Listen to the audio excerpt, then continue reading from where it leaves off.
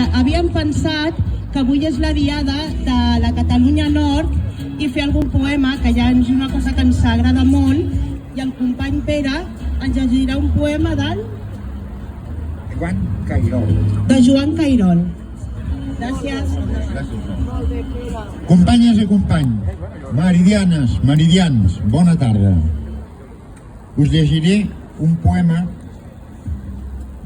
d'un escriptor de la Catalunya Nord que es diu Joan Cairol, que es diu Qui sap si demà.